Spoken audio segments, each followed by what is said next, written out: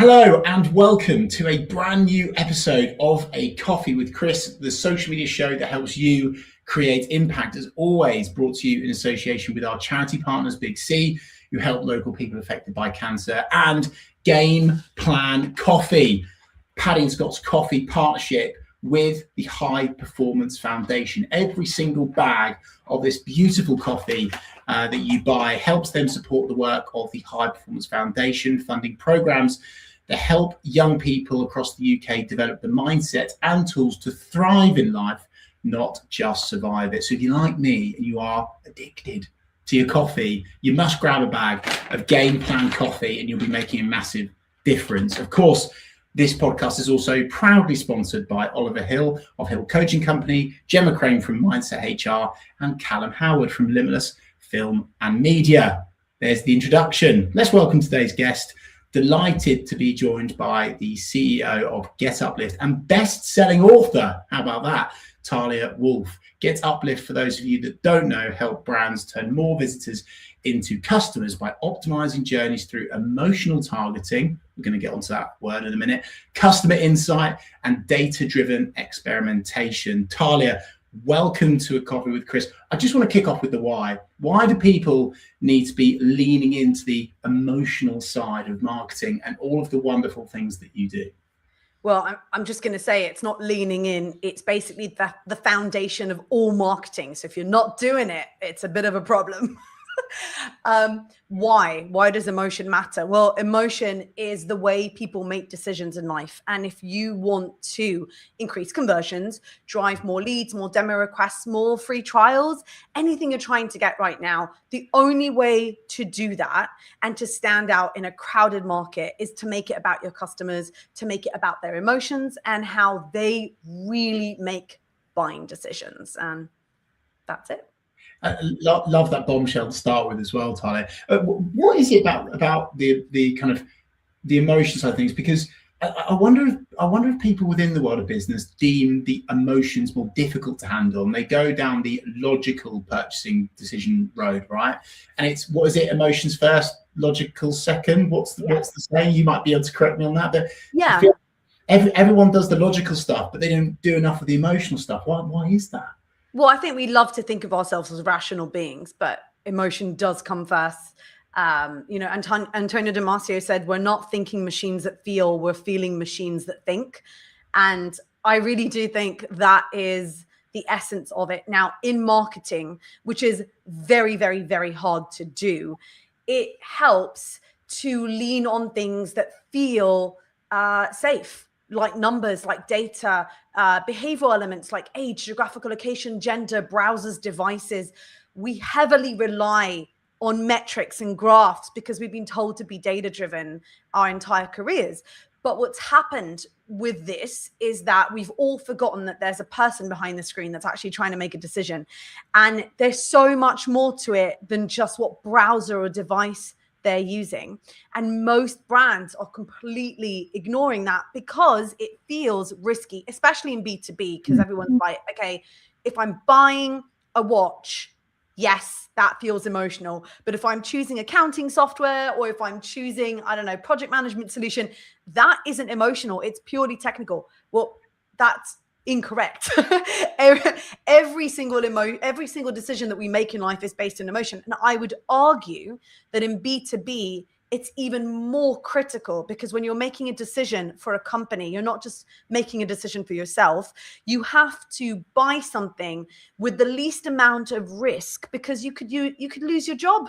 People could hate you for choosing the wrong product. So there's a lot of emotions involved and most B2B companies are completely ignoring it, but that's where the opportunity lies. Love that. Serving up some serious fire already, Talia. I could already feel an episode 2 incoming. Anyway, how does one get started specifically with understanding their customers, their clients, etc., on that kind of emotional level? Because as you've said, everything's all about numbers and data and demo and all that stuff, right? But how does one understand their customers' emotions? Well, the most important thing is to do research, and that's the part that all marketers love to skip. So we love to skip it because it really is hard. I'm not going to sugarcoat it. Like, you actually have to go out and talk to your customers. You have to do surveys. You have to do interviews. most importantly, after that, you actually have to do something called social listening. Now, you have to go over to the communities and the spaces where your prospects are spending time. Think Reddit, LinkedIn, YouTube, Discord, Facebook, Substack. Where are they hanging out and making decisions? And you have to be there, because they're not making a decision on your website. What they do is they go to your website, they look at your pricing, they look at your features, and they look at your integrations. Check, check, check. Great. Now you and 3 other competitors look exactly the same. How do I make a decision? They go to Reddit and they ask real questions like, can I trust this brand? Is it real? Am I making a mistake? What's my team gonna say? All of that information is out there. Your customers are already on Reddit. You have to be there too. And that's part of the research that you need to do. You need to go over to these communities, discover where they are, and start being that fly on the wall and do the research to figure out what are their pains, what are their challenges, what are they feeling right now, how do they want to feel, what are you actually trying to solve for people? And that's where the advantage lives. So it's research only. That's just such sterling advice, Talia. So many businesses are skipping that.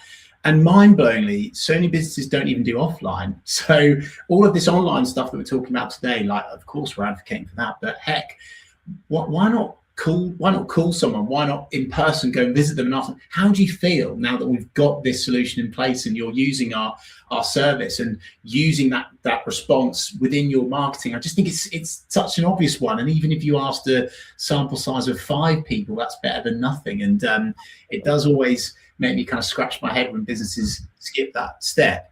Talia, one of the things that attracted me to getting you specifically on this podcast is that you've built an emotional targeting framework, which I know a lot of people will be curious about. I'd love to learn more. Could you share what that is and how that works?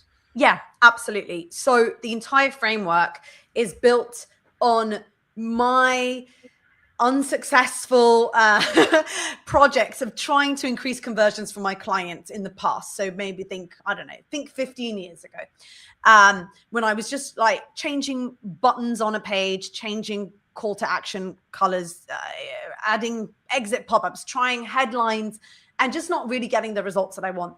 And so the emotional targeting framework is a framework I built in order to help me and my team increase conversions for our clients. The basis of it is that we set out to uncover why people make buying decisions and how they make buying decisions. So when we start out working with a client, the first thing we do is research, and we uncover how their specific prospects make buying decisions, why they buy from them. Then using that new insight and everything that we've learned, we then audit their customer journey. And I mean everything. So when you think about a conversion optimization audit, usually you think about a heuristic analysis, best practices, GA4, heat maps. You're looking at kind of very technical stuff. We first do customer first research to understand the customer better. And using that lens, we then audit the website with our customers' insights. And that really helps us identify the gaps, why people aren't converting, what's not resonating, what stories the brand is telling that doesn't make sense, social proof they're sharing no one cares about, features they're highlighting, just finding the real gaps of what's not working, and then building an actual CRO roadmap, so an optimization roadmap. And then we start A/B testing stuff. So it's a meaningful conversion optimization process that's built on 3 steps: research, audit, test, and it's the emotional targeting framework. That sounds insanely powerful, Talia.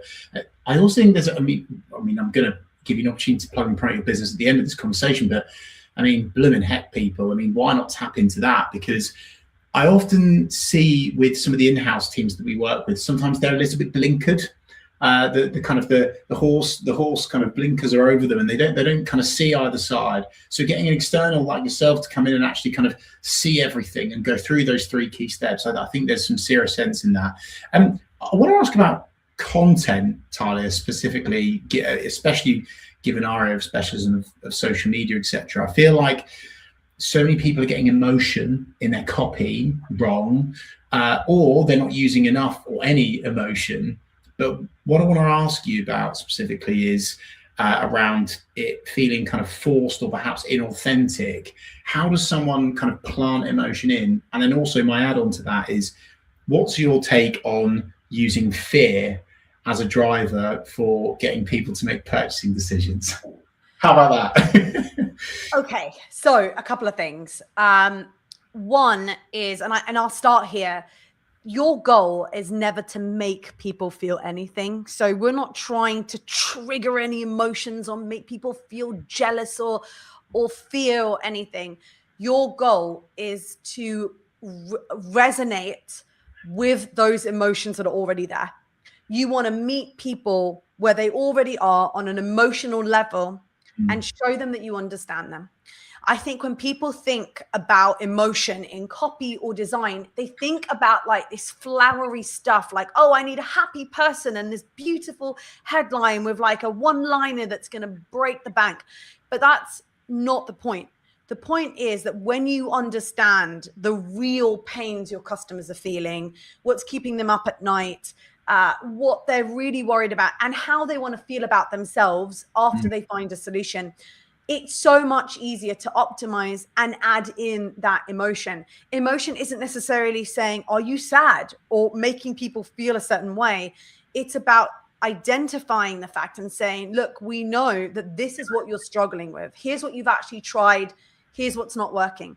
Social media managers actually have the biggest opportunity now to shine and are probably the closest people that there are to conversions, but they're not actually paying attention.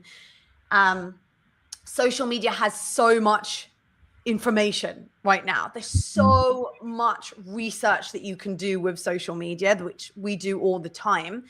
And you can start testing out messages in your social media posts. You don't actually have to be everywhere all the time, but you do have to understand what social platforms your customers are using, and you have to resonate with them on an emotional level. This isn't me saying, go and be cool and talk about the stuff that everyone else is talking about.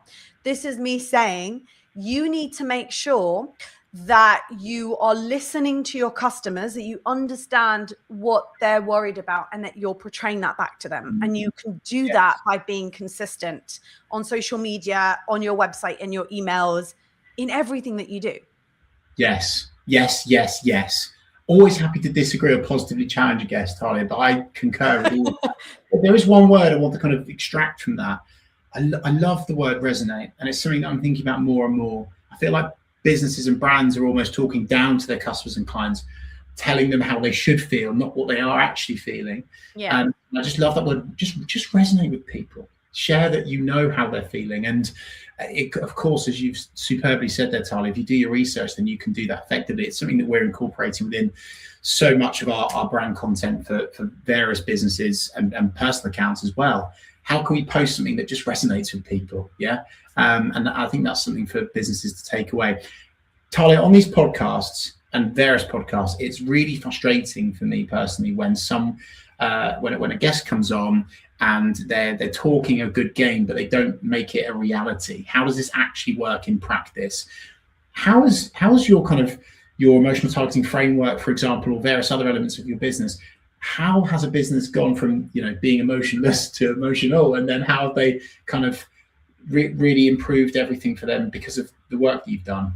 Yeah, I mean, I'd love to share a couple of examples, and I think there's a few examples I have in mind. One is for a service-based company, and one is for a B2B company. So just to give you an idea with service-based companies, so we actually work with one of the biggest moving companies in the US, and we have been optimizing their pages, their landing pages, for a few years now. And what's been really interesting is that if you take a look at the entire industry, everyone's talking about cheap, the best price for moving, get the best price, best price, every single landing page. And this has actually been happening over the course of the past year, which makes sense. The world is a bit scary. Prices are going up. Everyone's looking for a fair deal when they're moving. No one wants to pay too much for moving home. But what we did to really find our unique selling proposition was to say, okay, let's go into Reddit and see what people on Reddit are talking about when they're discussing moving. And one of the most interesting things that came out of that discovery, and we combed through hundreds of threads and conversations, is that of course people care about price, but that's not number one. The most important thing to them is that their items and that everything they care about actually arrives in one piece safely and nothing happens to it. Now, that is a big deal. And what we actually did is we took a kind of a bet, right? Like, it's kind of risky. Instead of saying, you know, the best price ever, we actually said, we're a premium moving company from start to finish. We've got full protection for your items. We will help you move from A to Z, premium. And we said, we're premium. We do everything for you. So it's not only that we're saying that we're going to do everything for them and everything's going to arrive safely, but we're actually using the word premium, which kind of sounds expensive. And you're like, oh, I don't know how this is going to work. But we tested it out on the landing page.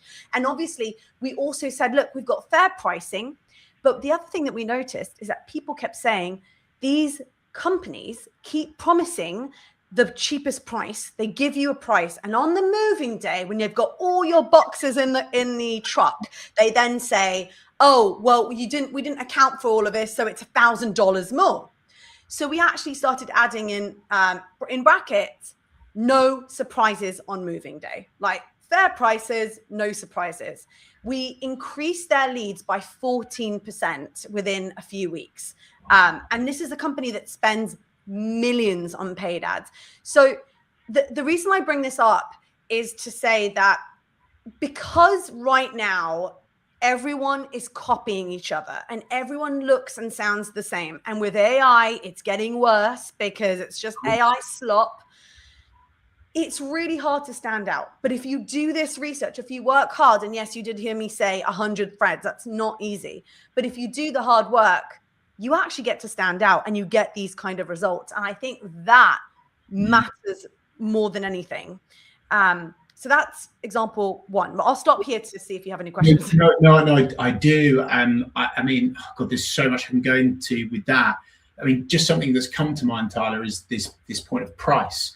How many businesses are just kind of baselining their messaging upon price? Put the price on it. Let's make it as cheap as deals and offers. And yeah, I think maybe I'm biased because it's my generation, and certainly from the people that I speak to, it's not all about price anymore. Perhaps it used to be, and of course it's still a driver. It's still something that ticks the box for some people, but not everyone. And I love that example there, and incorporating that within their messaging and the impact of that. Talia, please share another one. Well, I think just because we were talking about pricing, another thing that just popped in my brain, and this happened last week. My teammate, Claire, we were on a client call and we were talking about pricing pages. So we work with a lot of B2B companies. That's most of our work. And like most enterprise B2B companies, this client does not show their pricing on the pricing page. It's like, you know, contact us or schedule a demo. Mm-hmm. And we were having this conversation about why it's important, because what's happening, and this is what Claire did, which I think is absolutely incredible. They said, look, there's no way we're going to convince the executive team to show pricing. Like, no one else in our industry is. And she said, okay, let me share my screen. And she went into ChatGPT and she basically said, put in the name of the industry, 10 competitors, what's the pricing? And all these prices come up. And they're like, look, your pricing. She's like, look, your pricing is in here anyway. So like, you can either own that conversation and write about it and talk about it and explain why you cost the way you do and make it your own narrative about the customer, or you can let someone else tell your story.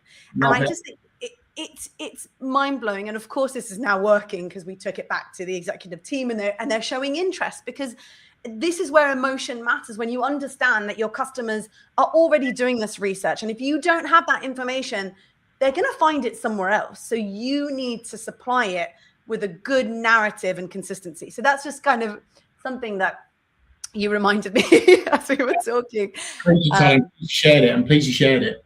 Yeah. And I'll give you a B2B example. So we worked with a brilliant project management solution called teamwork.com, Irish company, absolutely wonderful. And they actually operate in a very saturated market of project management tools, right? Like when you think about it, there's Monday, there's ClickUp, there's Asana, there's Jira, there's so many companies out there. How do you actually stand out when, being honest, most of the features are probably the same, the pricing is probably the same, and when you as a person who's working with a team is trying to decide what project management solution tool to use, you know, you're looking at everything and it all looks the same. How do you make a decision? So we actually went in and did some research, and Teamwork was very smart early on to say, look, anyone can use teamwork.com, but the best clients that we serve are client-facing teams. So if you're an agency, a creative agency, a law firm, anyone who serves clients, you better work with Teamwork, because everything that they've built is around that, client services. And honestly, like, we did our research, which was, you know, we did some interviews, we did some user testing, we did surveys on the website, off the website. We did some social listening, and we really saw that what people really, really cared about was the idea of finally understanding profitability of their agency. It's not just about, okay, I want to manage everything in one place, I want to have all my tasks in one place. But an agency owner wants to know if Pamela in design is actually doing her work. Like, that's what they care about, right? That's what they care about. An agency owner wants to know if they're profitable, and they want to know what's going on with their resources. It's so hard as an agency owner, I know this, to manage your resources and know how much you can do. So we started talking about that on the homepage, on our comparison pages, in our menu and navigation. So everything in our language changed. And one example that I can give is our comparison pages. So we actually did an optimization of all their comparison pages. And the biggest one that we tackled was against a very big competitor of theirs that on the surface looked cheaper and looked like it had better features. But when we did our real deep dive into the product, we realized that actually that's not the case. There's a lot of upsells, and there's a lot of missing features that agency owners and client-facing teams don't have there. So we positioned the entire page around that, and we called it as it is. Like, if this is what you want to do, this company's great for you. But if you need visibility into if people are working or not, if you need to know if you're profitable or not, if you know, so not here's the features. We have a board system, we have Canva, we have scheduling. But if you need to solve these specific problems, teamwork.com can do that. Yes. And we got a 54% increase in free trials from that. And the page went from like 250 words to 5,000 words. And it's not an SEO page. It's just that it really, when we make it about the customer, yes, and you truly point out what they care about, yes, they convert. Do you know something you've made me think about there, Talia? And this is something that can be done on social media as well. People don't ever do the what I would call the versus piece, right? So this is our solution versus this is their solution, and their solution obviously doesn't need to be named for legal reasons. But why not showcase? Actually, no, these guys are quite good at this. If you want that, but if you want premium and you want all this, then come over here. And I think that's a really, really smart thing to take away for people. Well, I'll just add to that. And I'll say, part of our research showed that when someone's doing a trial for a project management solution, they're not just trialing one product, they're usually trialing between 2 and 3. Mm-hmm. So we added that to the menu, and it actually says compare us. So we're not hiding anymore. We're not sending them over to Google. We actually added that into the main navigation of the website and said, compare us. Yes. Teamwork versus Monday, Teamwork versus ClickUp. And we gave them entire things to actually assess if they should use it or not. And I think that is just saying, look, we know this is happening. Why don't we own the narrative and the consistency across social media, our billboards, our website, our email, and our comparison pages? Just everything should be aligned. didn't expect to speak about that today, Talia, actually, but I think there's definitely a strong takeaway for our audience. What are the big red flags, Talia, when it comes to incorporating emotions, emotional content copy, etc., within their marketing? What are the things that you come across and you just want to wave that red flag and go, do not do this, do not do that, stay away from that at all costs? It's a great question. I think mostly trying to manipulate and trigger people and create different emotions is a big no-no. Like, that's not what you're trying to do. And then also trying to force stuff where it doesn't go, also, like, don't do that. That's not what it's about. And I guess lastly, the biggest thing that I'm seeing right now is people trying to use AI to write copy, and because they want to insert, I know, didn't we just say we're not going to talk about AI today? But there you go. But yeah, like, people are trying, because I get it, it's hard. It's hard to write emotion-based copy. So a lot of people are using AI to try and do that, but it's obvious and it's sloppy and it looks bad. And yeah, it's just not good. I'd rather see not so good copy on the page that's like, you can tell that a human wrote versus AI stuff. And but it goes back to that word, resonating with people.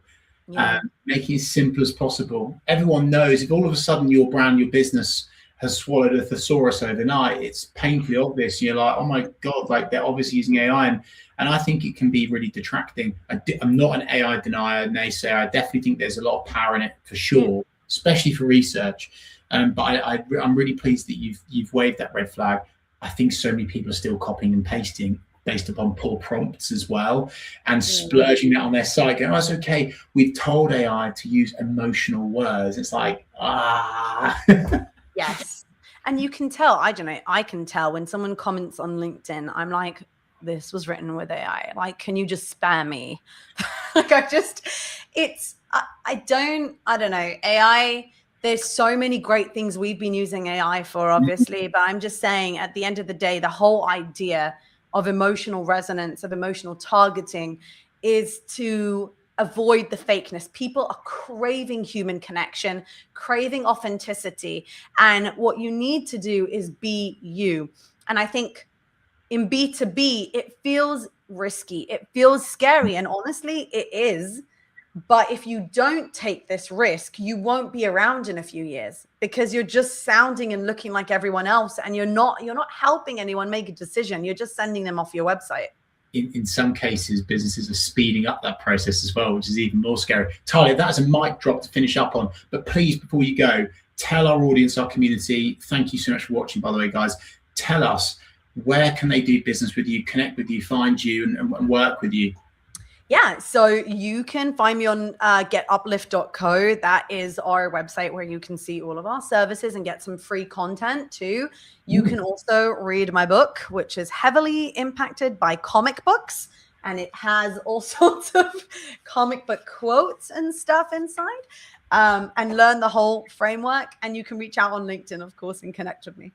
I absolutely love that. Talia, thank you so much for sharing your wisdom and time with us today. I really appreciate it. Thanks for having me. And thank you so much to everyone watching live, watching back, listening back. If you've enjoyed this episode of A Coffee with Chris, leave us a 5-star on iTunes, Spotify.